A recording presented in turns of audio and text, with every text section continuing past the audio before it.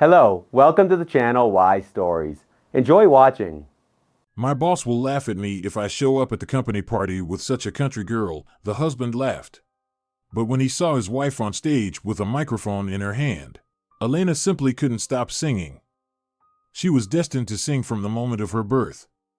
And how could she not, when everyone around her was doing the same? Their large, merry family in the village was aptly nicknamed the Songbirds. Even their surname, Durand, suited them perfectly. The head of the family was not Elena's father, Alexis, as one might assume given his tall, broad-shouldered figure, clear eyes that always looked straight into yours, and his confident, strong voice. Nor was it her mother, Anna, who matched her husband perfectly in appearance. Tall and blue-eyed, with lush light brown hair she rarely cut and usually wore in a thick, long braid. The Durand couple seemed like they were lifted straight from a legend about our glorious ancestors. But as it was said, they were not the main figures in the large, spacious Durand house that Alexis's grandfather had built on a high hill many years ago. Family governance still, despite his advanced age, was firmly held by the elder Durand, Alexis's father and Anna's father-in-law, Ivan, whom everyone in the village simply called Grandpa Ivan. Alexis was Ivan's younger son, and it seemed that the old man's attitude towards him hadn't changed much from the days when he was a boy running to school and climbing over other people's gardens. Despite being 40 and just starting to show gray in his hair, Alexis still occasionally received a stern word or even a slap from his father. Especially Grandpa Ivan did not like how Alexis and his wife were raising their children. "They are given too much freedom," he grumbled, "running around like little devils all day. It makes my eyes dizzy. They dash about, and you can't even tell who is who, whether it's Maria or Marin." Grandpa Ivan, of course, exaggerated. He adored his grandchildren, each one individually and all together. And there were quite a few of them.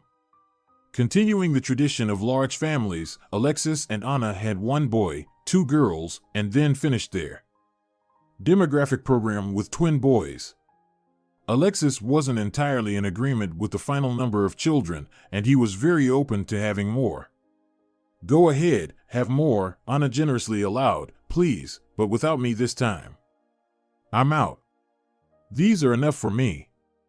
The two older sons and a daughter of Grandpa Ivan, who also lived in the village, were not as prolific as Alexis and Anna, but still, when the Durand family gathered, there were never enough seats, and it was necessary to run to the barn for a plank for an improvised bench or to the neighbors for extra stools. The Durands were the unofficial pride of the village. Surprisingly healthy and robust, they were as handsome as could be. And they bore children just as comely and beautiful as themselves. Well, of course, why not? The Durand brothers picked the best girls in the district, the villagers would sometimes jokingly grumble. But the Durand family was renowned not just for their beauty, health, or hard work, not only in their home village but also far beyond its borders. Although fate and nature had blessed them abundantly with all of these, they were remarkably musical, each in their own way. To varying degrees and with different enthusiasms, but still with some sort of familial inclination towards singing. Grandpa Ivan held the reins of the household choir, as he did with everything else in the family. He himself played the guitar almost virtuosically. However, lately, due to fingers crippled with arthritis, he couldn't demonstrate his skill fully. His voice was a deep, resonant baritone. It was amusing to watch how he effortlessly and without strain easily drowned out several voices, completely silencing them. His wife, whom he had buried several years ago, was also remembered by the villagers as a mistress of long and melancholic tunes. She knew an incredible number of ancient songs, and she could chatter them for hours. No one could stand up against Antonia. People would laugh, reminiscing about the improvised village singing battles of years past. Everyone else's throats would go dry, voices hoarse, memories blanking out. Some would even end up under the table, but Antonia would toss back a shot, gain new strength, and keep singing without a single repeat. Ivan Durand believed singing was a trait any normal person could possess, not some divine gift or special talent. "Utter nonsense, conservatories, schools," he'd grumble. If you want to sing, your soul calls for it, and you've got a voice, just sing, no conservatory needed. But really, people ought to be working instead of endlessly straining their throats. The Durand family was a match for their father when it came to voices. The older son sang bass almost as deep as Yvonne's. His daughter, Irma, sang with a soft yet powerful chest voice. And the youngest, Alexis, turned out to be quite an original. Looking at him, one might expect a low, rich bass, but Alexis would flash a sly smile, close his eyes, and suddenly the room would fill with a resonant, fairly high tenor spanning 3 octaves, a voice that, as listeners jokingly claimed, made women lose their heads and men lose their women. Anna, too, sang. Her soprano was neither large nor strong but confident and perfectly complemented her husband's high voice. To the despair of the local music school teacher, none of Yvonne's children ever went to the city to study singing or develop their talents. "Yvonne, you're a tyrant, a barbarian, a destroyer of talent," she once scolded him, almost in tears, back when Yvonne was still relatively young. This was after yet another of his offspring chose an agricultural college or polytechnic institute over a conservatory. "Your children are true prodigies. They could have been stars, singers. They need education." "Tina, you can scold me however you like, call me whatever you want," Yvonne laughed, "but I've never forced any of them into anything. Believe it or not. If they're not true artists, that's just how it is. But we've got no shortage of livestock technicians." "Ugh, you're impossible," the teacher would throw up her hands in despair, then plead again. "But at least let Alexis go study. He's got an incredible voice, your Alexis. It's almost like Lemishev's timbre, a true dramatic tenor, as long as it doesn't break. And he's just a boy. We'll see what happens." "Lemishev, huh? I doubt it," Yvonne would reply with a philosophical grin. Alexis's voice didn't disappear or break, but he also didn't break the family tradition of singing solely for the joy of it, among loved ones. The Durand family gatherings, where they performed folk songs, romances, and even simple arias from classical works, were as popular among villagers as, say, the televised opening of the Olympics or World Cup matches. You should be selling tickets to your concerts. You'd have been driving a fancy imported car around town by now, Yvonne, now a grandfather, would chuckle. "Ah, I should have listened to Tina back then. I should have started a band like, what's his name, like Michael Jackson's. You'd be touring the world, raking in the cash." "Old fool," grumbled the now aged Tina, the former music teacher. Maybe they wouldn't have been Michael Jackson, but that stubborn toad buried at least a couple of national artists. And so, the large Durand family lived and sang at every opportunity. From the heart and for the heart, at generously laden tables, both tipsy and entirely sober, while planting or digging up potatoes, babysitting children, driving cars, working sewing machines, doing repairs, or simply greeting a new day. Singing was a constant in their home, not just for family celebrations. Helena, like her siblings, grew up under the unceasing melodies of her mother and lullabies. First, they were sung to her, then to the younger twins. The boys were restless and loud, so they got more songs than the other children. However, in recent years, people started noticing that it seemed nature, which had so generously endowed the Durand family with voices and musical talent, had decided to take a break with Yvonne's grandchildren. At least none of the older ones showed much desire or talent for singing. "Well, that's it, our a cappella days are over," the villagers would joke. Grandfather Yvonne, who had always maintained an outwardly calm attitude toward his family choir, suddenly grew melancholic. He would periodically cast gloomy glances at his many grandchildren, as if straining to hear something worthwhile amidst their noisy chatter. Then he would wave his hand in disappointment. This continued until one of the youngest grandchildren, Elena, grew up a little. And then, out of nowhere, the voice of the 7-year-old girl emerged, high, light, tender, and, at the same time, remarkably confident. Even within these walls, accustomed to singing, such pure and resonant sounds had never been heard. In addition to her voice, little Elena seemed to have perfect pitch. She could pick up any melody after hearing it just once, all the while thoughtfully nibbling on her pinky nail. "Oh, heavens!" exclaimed Grandfather Ivan in comical alarm when he heard the girl confidently and precisely repeat entire musical phrases after her mother. "What talent! She's going to be a future national artist, for sure. What about Tina, our music teacher? Is she still alive? What should we do with Elena? How do we make sure we don't waste this?" Ivan got so worked up that, for the first time ever, his blood pressure spiked. He calmed down only after his daughter-in-law, Anna, assured him that Elena was just 7 years old and that it wasn't too late to start developing her artistic career. Once reassured, he collected himself and marched energetically to his longtime acquaintance and accuser of burying talents, the same Tina. "Tina," he blurted as he entered the astonished old woman's house, "she's singing again. Do you hear me? Our blood is singing again. Silent for years, and now it sings." "What blood? Who's singing?" "Have you completely lost it in your old age, Ivan?" grumbled the former music teacher. "I'm serious, I swear. Come listen for yourself. My granddaughter Elena is singing. Our Elena. And how she sings. What did you always tell me? She needs to learn. Well, let's go. We need to make Elena a real artist."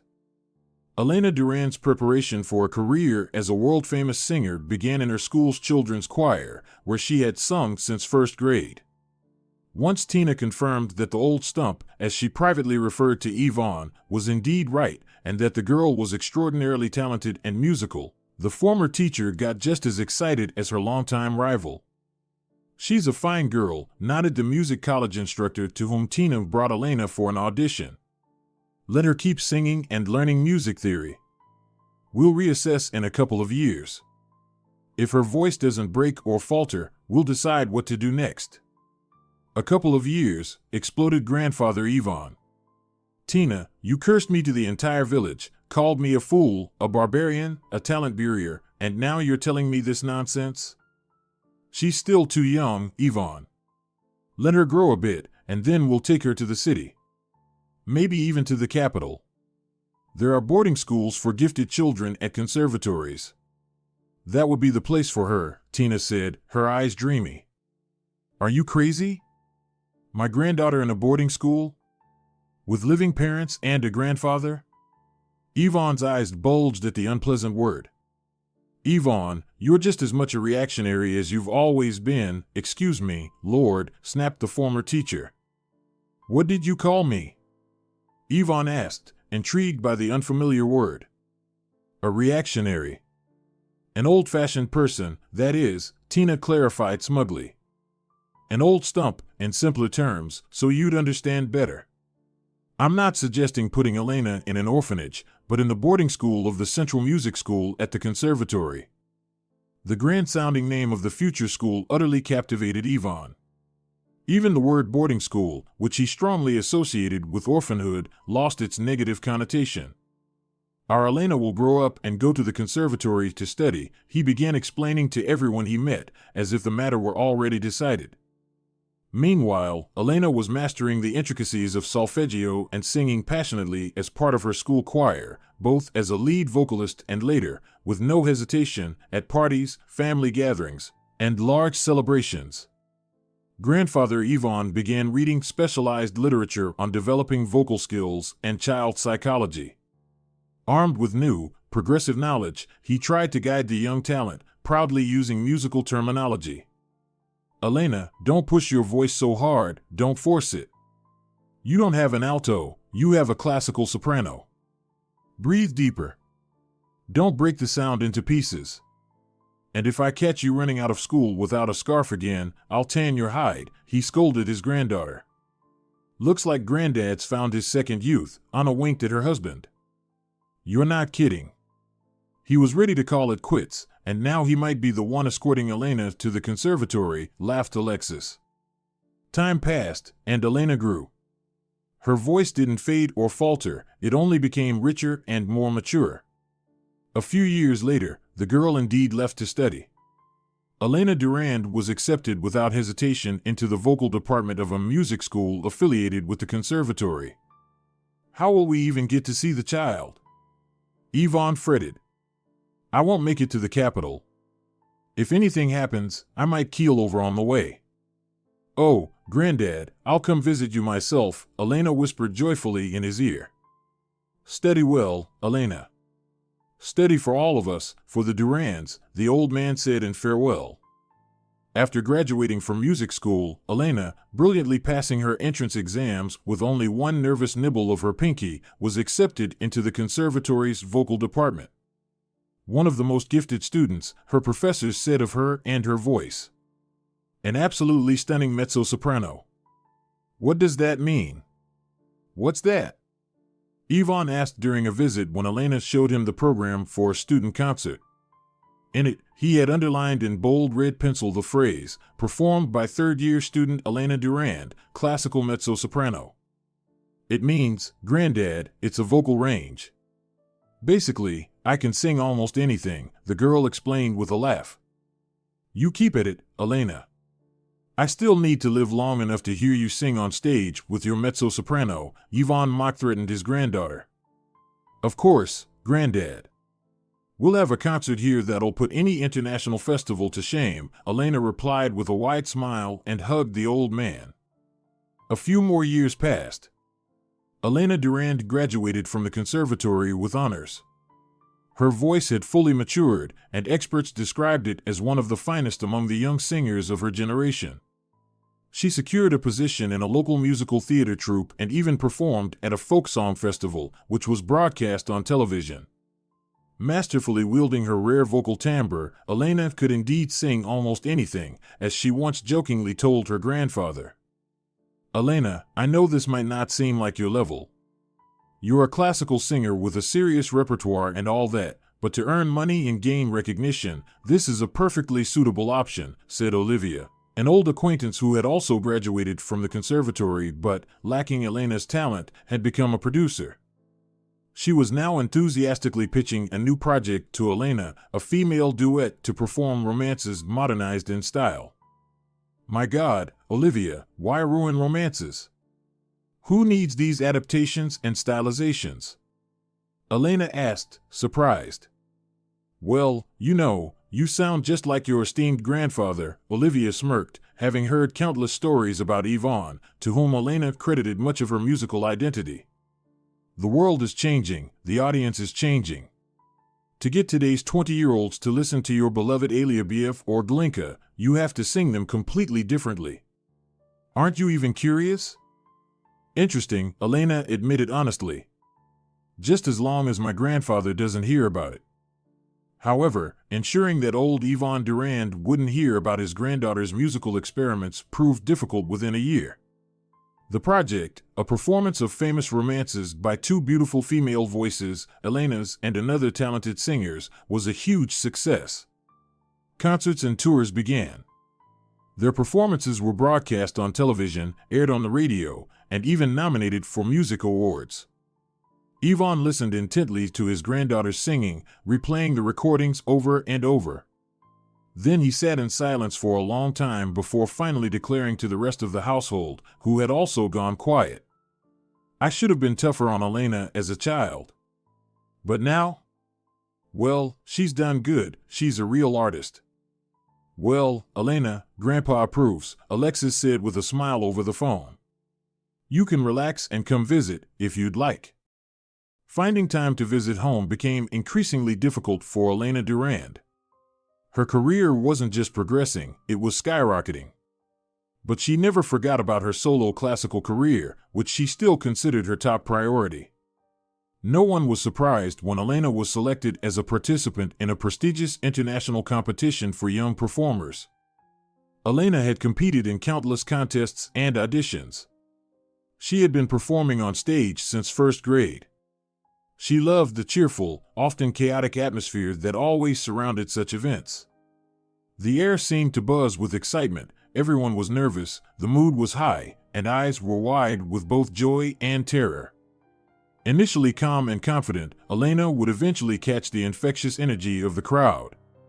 Within an hour, she'd be anxiously flitting around and chattering along with everyone else, or sitting impatiently on a chair, bouncing her leg and absent-mindedly biting the nail of her poor pinky, a childhood habit she hadn't outgrown. But the moment she approached the stage, all her nerves vanished as if by magic. She would take a deep, professional breath, step into the spotlight, and begin creating magic. By nature, unfortunately, Elena wasn't as strikingly beautiful as her parents had once been. She was shorter than her mother, less statuesque, and she hadn't inherited Anna's luxurious mane of hair, which her mother had always worn in a thick braid. Elena was a pretty blonde with light freckles and a petite frame. She clearly didn't fit the image of the tall, glamorous opera divas with dark, flashing eyes who dazzled as Carmen. But the moment she began to sing, the audience instantly forgot any lack of striking looks. Her features, which lacked boldness and sparkle even with stage makeup, no longer mattered. No one noticed her modest height, her less-than-classic facial features, or her legs that didn't seem to grow from her molars, as the saying went. What mattered was her voice, a voice that moved people, made them cry, smile, and freeze in astonishment and awe, unable to comprehend how this petite young woman had just made them feel so much. Of course, Elena won that competition. She received yet another Grand Prix and well-deserved ovations. After the final concert, she stood backstage, tired but happy, chatting with an acquaintance. Suddenly, loud laughter and the sound of shattering glass caught her attention. She turned to see several cheerful, obviously tipsy men stumble into the room. "Our patrons," her acquaintance muttered with an exaggerated eye roll. "Sponsors." "Those guys?" Elena asked in surprise. "They don't seem very dignified. What is even going on?" Elena frowned as she watched the newcomers. The competition was a serious one, featuring predominantly classical music, and in her mind, sponsoring such an event was associated with serious, gray-haired businessmen who embodied conservatism. "Well, what do you expect?" her acquaintance shrugged. "Elena, without them, we wouldn't be able to afford prize money for the winners, or even plastic cups for the water cooler. Looks like the patrons have some business with you. Please, Elena, just bear with it, okay?" Elena didn't get the chance to ask what exactly she was supposed to tolerate and to what extent. A dark-haired man, around 30 years old, approached her. He wore an excellent, obviously expensive, though slightly rumpled suit and was leisurely tearing a classic bow tie from his collar with great satisfaction. "Miss, your name's Elena, isn't it?" The man looked at her directly, with a rather brazen expression, clearly giving her an unapologetic once-over. He didn't seem to care how uncomfortable such a bold gaze might make her feel. "Strange.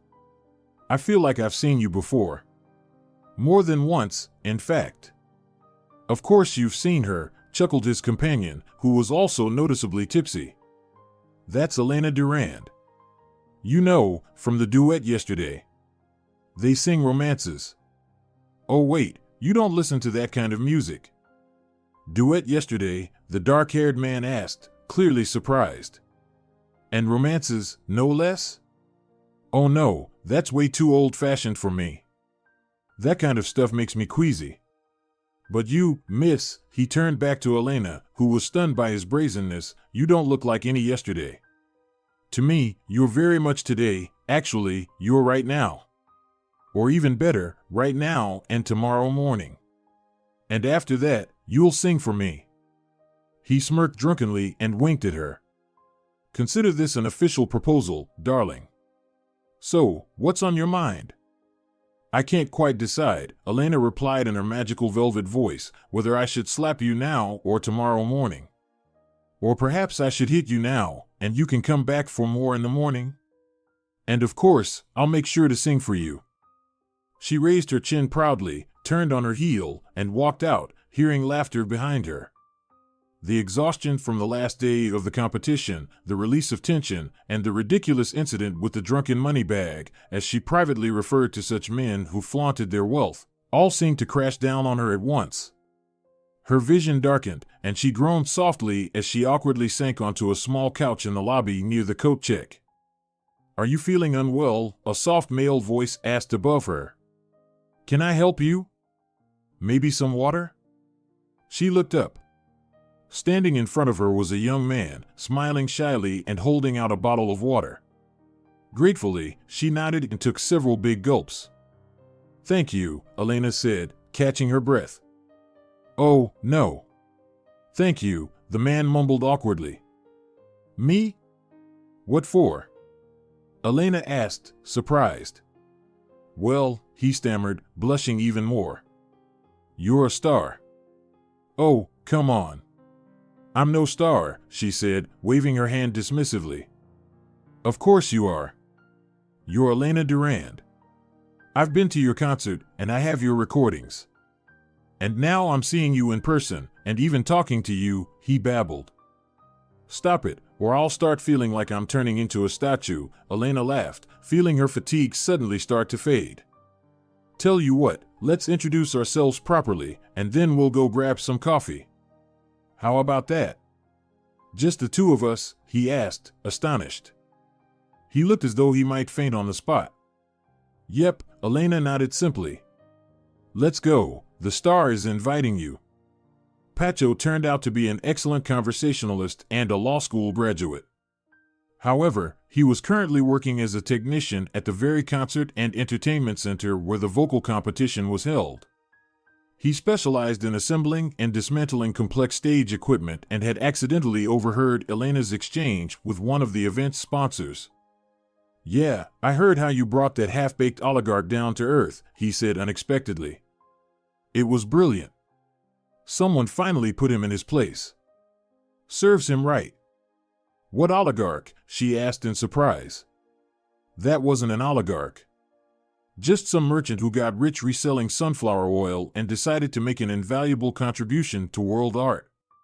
You know, decent people don't behave like that. Well, people with that kind of money can afford not to pretend to be decent. I'm guessing you don't even know who you just turned down. That was Navarro Jr.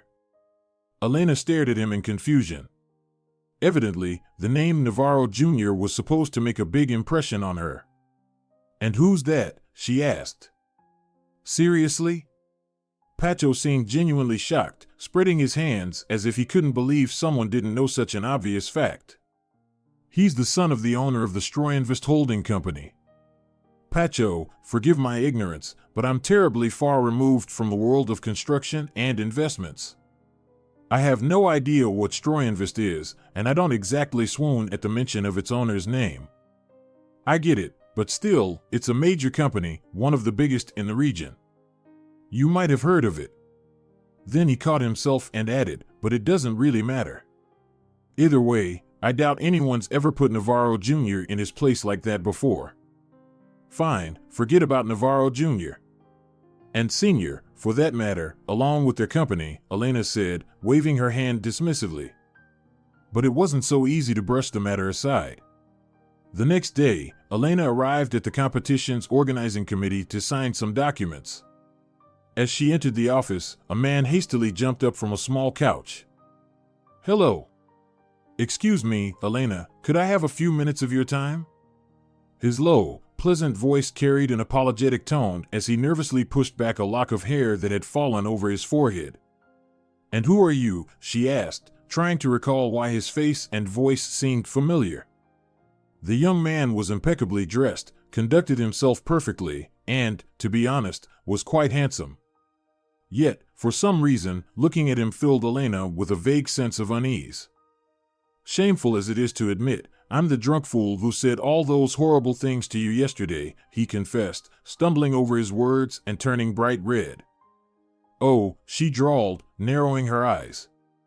So, you must be Navarro Jr., if I'm not mistaken. The mighty and terrible Stroyenvist, I presume? Stroyenvist, he corrected automatically, but that's not important. Elena, I'm asking you to accept my sincerest apologies. I was drunk, but even that doesn't excuse my behavior. I was an absolute idiot. He took a few steps to the side and produced a stunning bouquet of roses. Here, please accept these as an apology and as a token of my admiration for your talent. The enormous roses were of an extraordinary color, dark burgundy, almost black, with a velvety texture that drew the eye and exuded a subtle, sweet fragrance. Elena had received countless flowers throughout her artistic career, and at a glance, she could tell these roses didn't come from a local flower shop. Their freshness was striking. Truthfully, she had never seen flowers like these before. "Oh, so your admiration for my talent will now be expressed in money, or at least I hope so," Elena couldn't resist a sarcastic remark. "After all, you did sponsor the competition. So, really, I should be thanking you, not the other way around." She took the bouquet from his hands, flashed a dazzling smile, and disappeared behind the door. The episode with the arrogant but quickly contrite rich boy faded from Elena's memory rather quickly. Tours, performances, and recording new songs swept her up completely. But soon, all of that began to take a back seat, because now she had Pacho. She hadn't even noticed how the awkward, blushing young man who hung on her every word suddenly became the most important man in her life. She simply fell in love, without overthinking, calculating, analyzing, or planning. It was strong and passionate, just like everything else she did in life. Pacho described himself as a useless, failed lawyer. "You see, Elena," he once mused, "in law, you either jump onto the train right away and push your way forward, or you spend your whole life running alongside, clinging to the railing, gasping for air, until you fall off somewhere and die. Did you come up with that yourself?" Elena asked with a smile, listening to his colorful metaphors. "No, I read it somewhere," he replied with a grin. His honesty and willingness to be open with her greatly endeared him to Elena. "Well then, jump onto the train," she encouraged him. "Sure, jump. All the railings are already taken," Pacho smirked. "It's easy for you, Elena. You have a unique voice, and you're riding the wave. You've got success and money." "Hold on. What do you mean, riding the wave? I've been practicing since I was 10 years old, 5 or 6 hours a day. Then I spent 5 years in the conservatory from morning till late evening." Yes, I know. I didn't mean it that way," Pacho said, raising his eyebrows in apology. "It's just that I'm ordinary, you see? There are thousands, if not millions, like me. For me to stand out is a million times harder than it is for you, unique and one of a kind." On one hand, Elena was flattered by his words, but on the other, she felt deeply sorry for Pacho and wanted desperately to help him. A month later, Elena performed at a major concert, earning her usual standing ovations. As she smiled and accepted bouquets of flowers, her eyes suddenly caught sight of a familiar set of enormous dark burgundy, velvet-like roses. She looked up and saw the dark-haired man holding the bouquet. It was the same young patron from the vocal competition. "You?" Elena said in surprise. "Hello. What brings you here? I thought you didn't listen to this kind of music. If I remember correctly, this mothball stuff makes you queasy," she quoted his past words with a sly smile. "Elena," he said quietly, "will you truly never forgive me for that drunken incident?" "Fine, you're forgiven and forgotten," she replied with a nod and a smile. "By the way, what's your name, dear Navarro Jr. of the mighty Triumphant Empire?" "Demetrio," he said, flashing a bright and cheerful smile that suddenly made his face appear warm and open. "And about the music, Elena, believe me, you now have no more devoted admirer than me." "Really? Well, thank you." She accepted the heavy bouquet and was once again struck by the fresh, rich, sweet aroma that seemed to come from flowers cut only minutes ago. "These roses are incredible, truly extraordinary," she said with genuine admiration. "Are they? I'm so glad," he said, perking up. "Elena, may I ask, would you allow me? Would you agree to? I'd like to invite you." "I'm sorry, Demetrio, but I don't accept such invitations," she interrupted gently, sparing him from further struggle. "So you haven't forgiven me after all," he said with a small nod. "No, you misunderstand. It has nothing to do with you," she said with a smile. Then, unexpectedly, she added, "It's just that I already have someone I love." Oh, that's wonderful. I'm truly happy for you, and I wish you both happiness, both personally and creatively. Thank you, Elena. He smiled shyly. For what? She asked, surprised. For being you, he said quietly. She took the bouquet from his hands, smiled brilliantly, and disappeared through the door. The episode with the arrogant yet repentant rich boy quickly faded from Elena's memory. Tours, performances, and recording new songs consumed her entirely. But soon, all of that began to take a back seat because now she had Pacho. Without either of them realizing it, Pacho had somehow moved into her spacious apartment, which she had bought after a few years of successful tours and concerts. He was introduced to her family, and 3 generations of the Durand clan scrutinized him carefully. Wait, Elena, he's not an artist. Her many relatives, brothers, sisters, cousins, nephews, and nieces, collectively referred to as the rabble by grandfather Ivan, exclaimed in unison. My dear, if you're happy, then so are we, her mother, representing the middle generation, expressed. Ivan observed his future relative for a long time before finally speaking. Can't sing at all? He asked Pacho. Not at all, Pacho admitted with a sigh. And no fame to your name? Ivan pressed further. None whatsoever. I'm just an ordinary guy, Pacho nodded. Well then. The most important thing is that you love our Elena as much as we do, or even more, Ivan concluded his official approval. Pacho, have you ever considered building a career? Elena asked him one day, broaching a topic that had been on her mind. After a modest wedding, quite understated for someone as famous as Elena, they continued living in her apartment.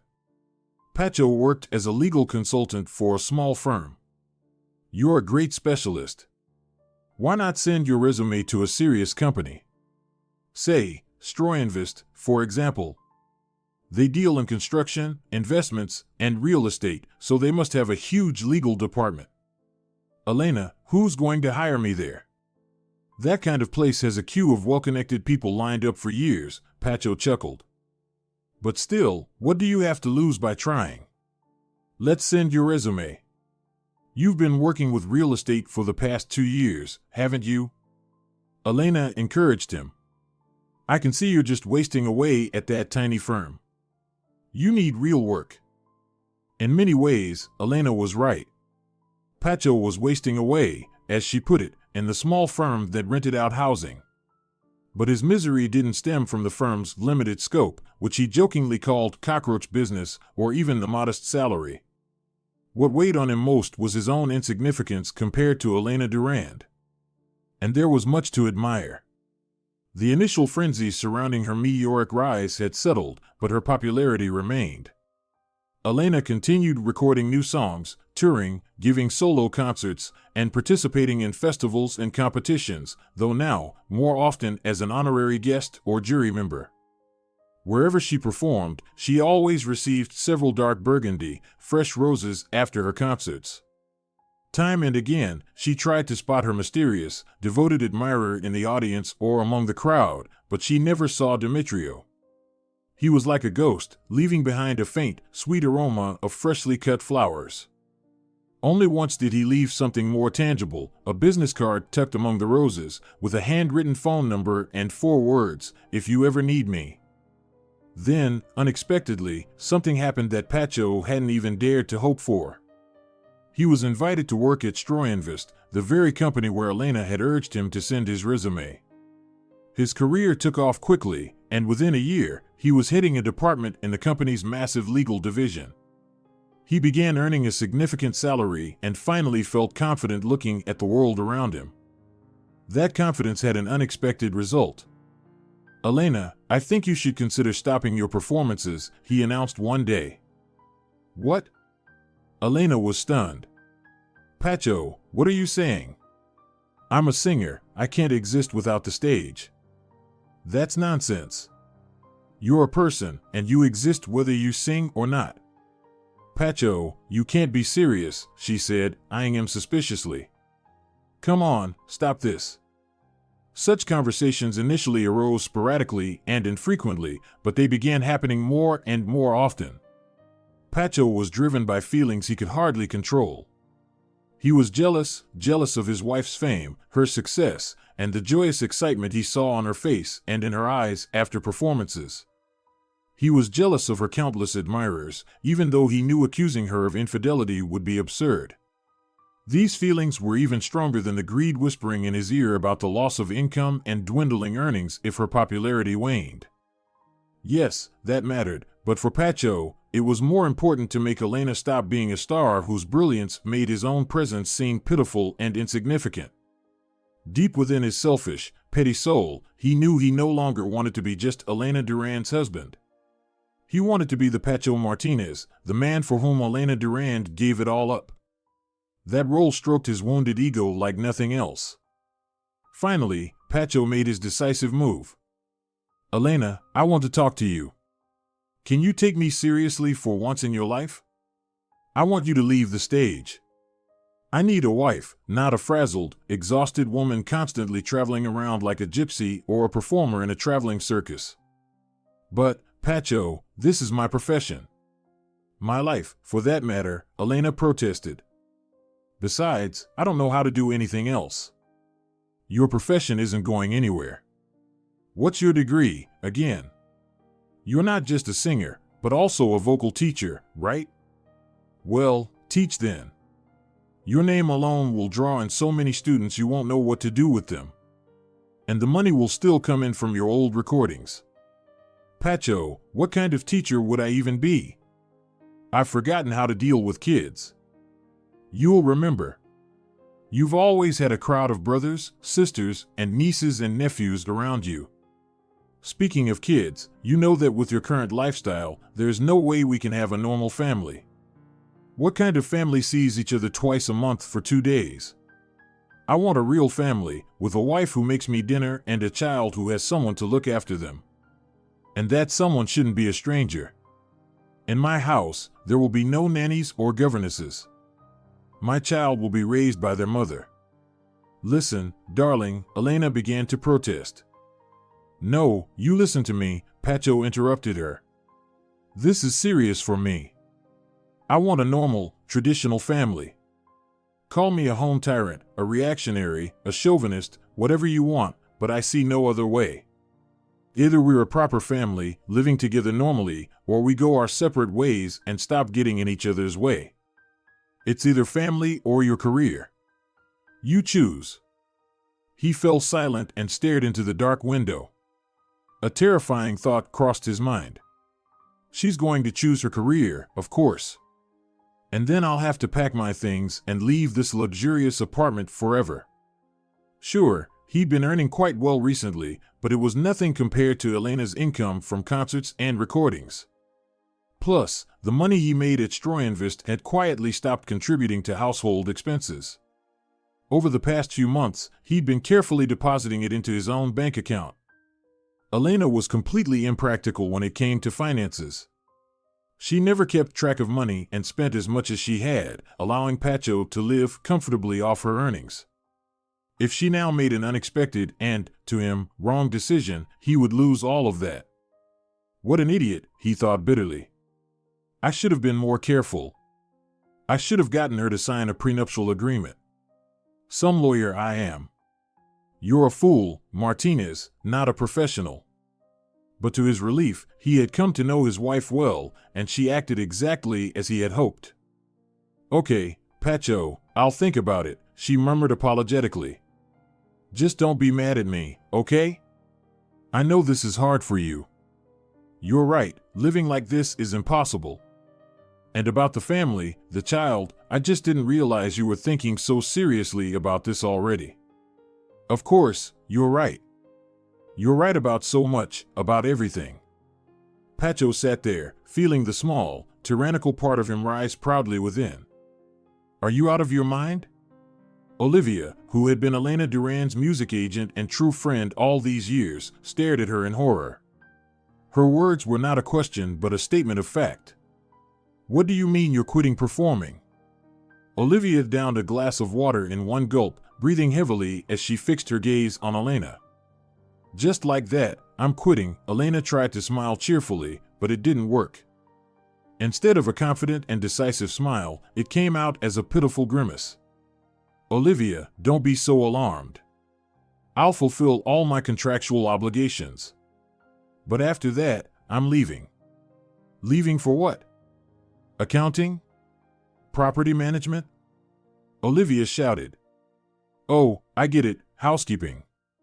Why does it have to be housekeeping right away? Elena countered. For your information, I've been offered a position as a vocal instructor at the music school. And besides, focusing on home life is important too, you know. Right, so you'll be teaching no talents how to open their mouths properly and making soups in the evenings, Olivia retorted, radiating sarcasm.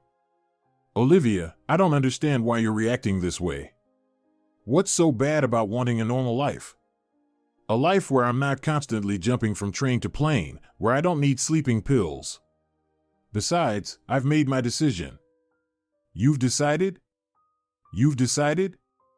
Olivia squinted at her. Are you sure this is your decision and not something your little domestic king cooked up? This is Pacho's idea, isn't it? Olivia, I know you've never liked Pacho, Elena sighed. No, I haven't, Olivia agreed without hesitation. And let me tell you, your Pacho isn't exactly popular with anyone else either. And after what you're about to do because of him, I guarantee a lot of people will outright hate him. What does he have to do with this? Elena rushed to defend Pacho. Why can't you believe this is my decision?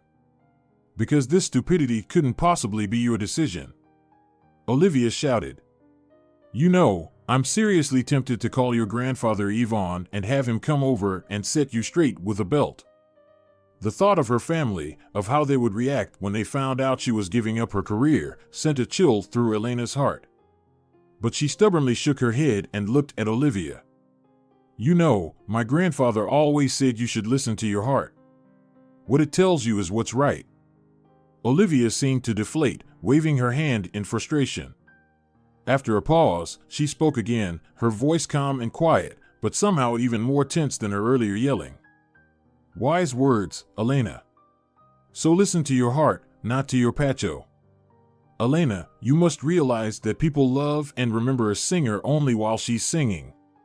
And in rare cases, even after she's gone, Olivia said bluntly. Thankfully, you're far from the latter in every sense. But as for the former, Elena, in a few months, people will forget you. If you decide to come back, you'll have to start over from scratch.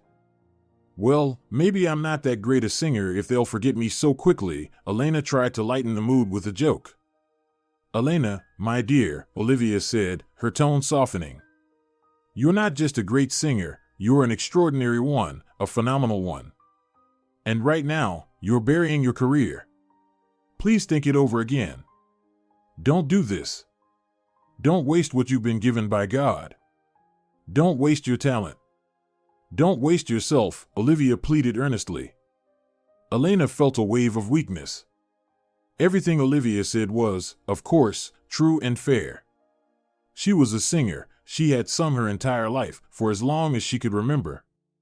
It was the only thing that gave her joy, the only way she felt she mattered to people. She realized that just a little more, and her resolve would crumble completely. And then she would lose Pacho. That was something she couldn't allow. She needed to do or say something, anything, that would reinforce her decision. Quickly. Olivia, why are you so concerned, anyway? Afraid of losing your agent's cut, she blurted out. Olivia stared at her, a mixture of surprise, sadness, and bitterness in her gaze. Finally, she said softly, You're a quick learner, Elena. I see Pacho in you now. Then, standing up straight, formal, and completely detached, she added, Very well. We'll prepare the documents to terminate your active contracts.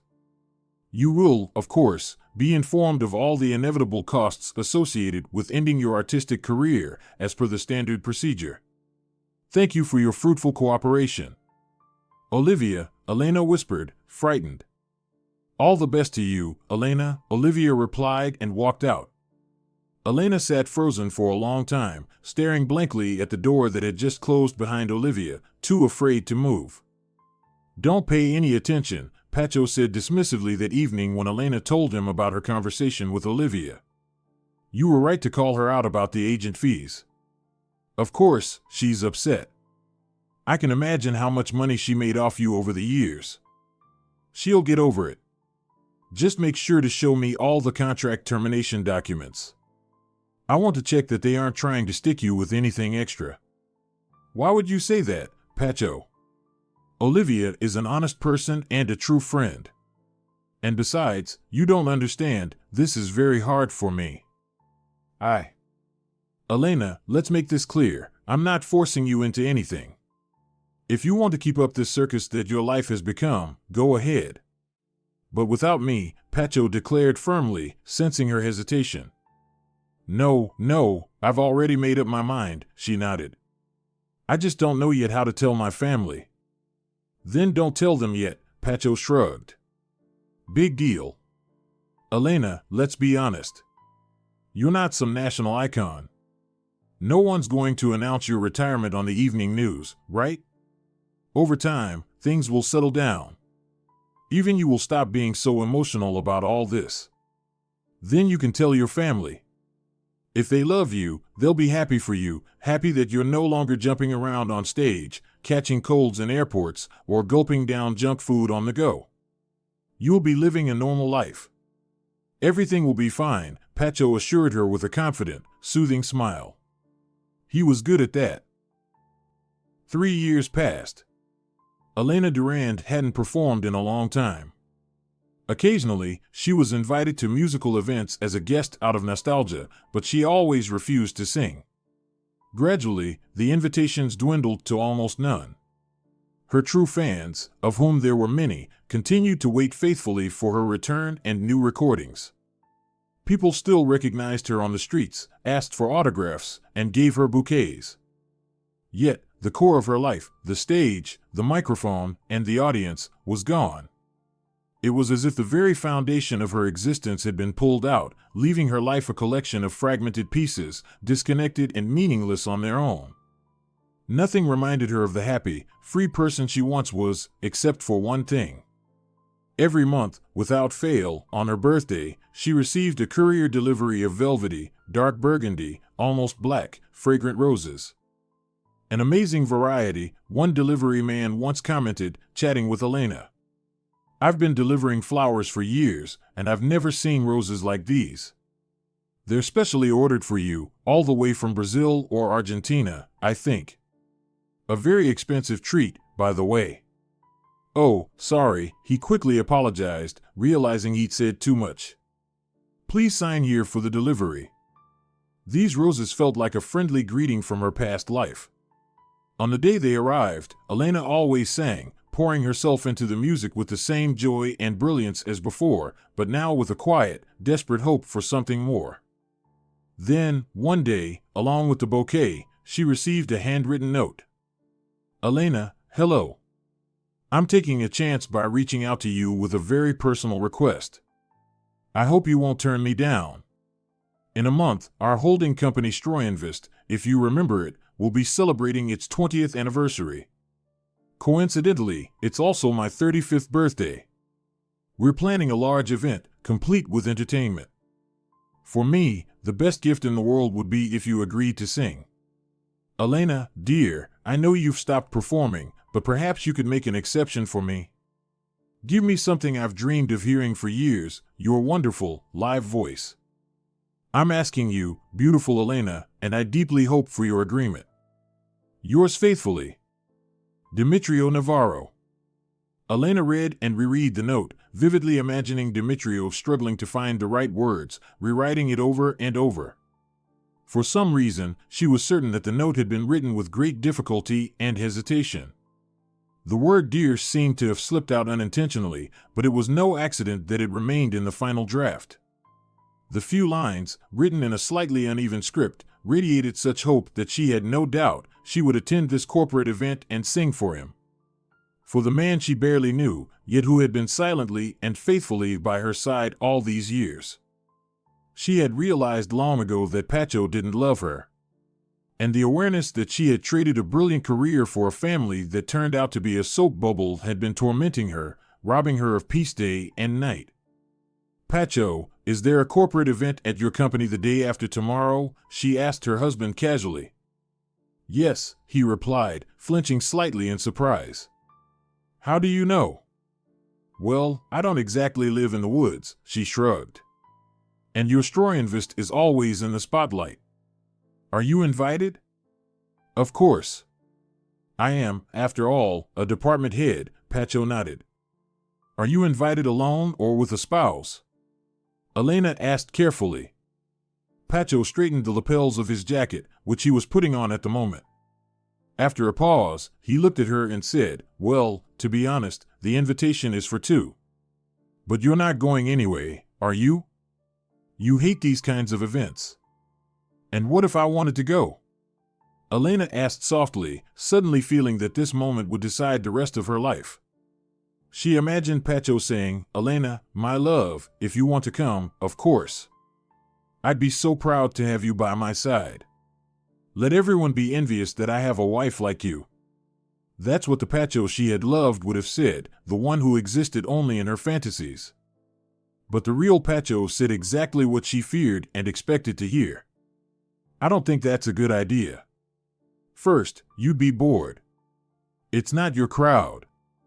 And second, she repeated, prompting him to continue. "Second, honestly, I just can't picture you among the guests," he said, as if deciding to speak his mind completely. "What does that mean? Do I look so bad that you're ashamed to be seen with me?" she asked, startled. "That's not it. It's just, I've been meaning to say this for a long time. It's strange, really. You were once a famous, popular singer," Pacho said, completely oblivious to how she flinched at the words "were once." "But how did you even manage to make it to the stage with your looks? I mean, Elena, no offense, okay? But you've always looked like some country girl, and you still do.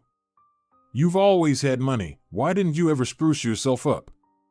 I don't know, get your lashes done, your hair, whatever else. So you wanted me to turn into a plastic doll?" Elena asked, not offended, just surprised. "You've never told me you were unhappy with my appearance." "Well, consider it said now," Pacho smirked. "I just don't think you should come. Among my colleagues' wives, you'd feel out of place. And honestly, I'd feel uncomfortable too." "Uncomfortable because of me?" Elena asked, barely believing what she was hearing. "Take it however you want," Pacho muttered angrily, turning away. Then, almost inaudibly, he added, "I just don't want everyone, including the Navarros, laughing at me behind my back."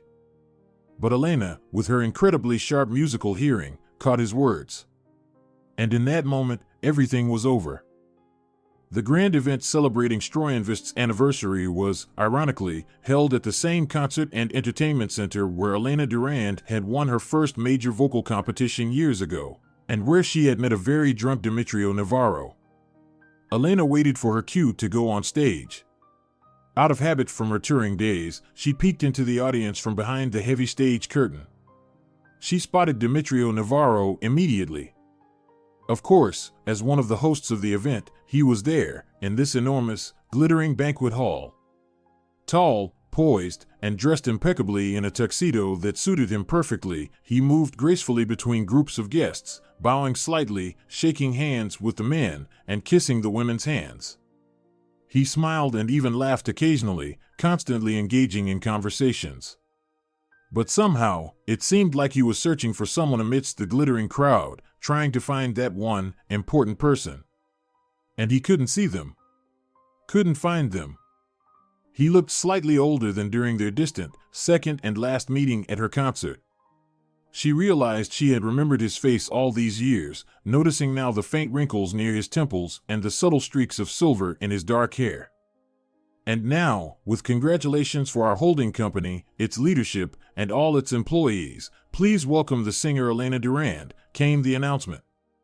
Elena took a deep breath, slowly exhaled, and stepped into the spotlight. "You've never sung like that before." Never. Demetrio would later tell her. I know what I'm talking about. I was at all your live concerts, followed you across the country, bought all your recordings. But I've never heard your voice sound like that.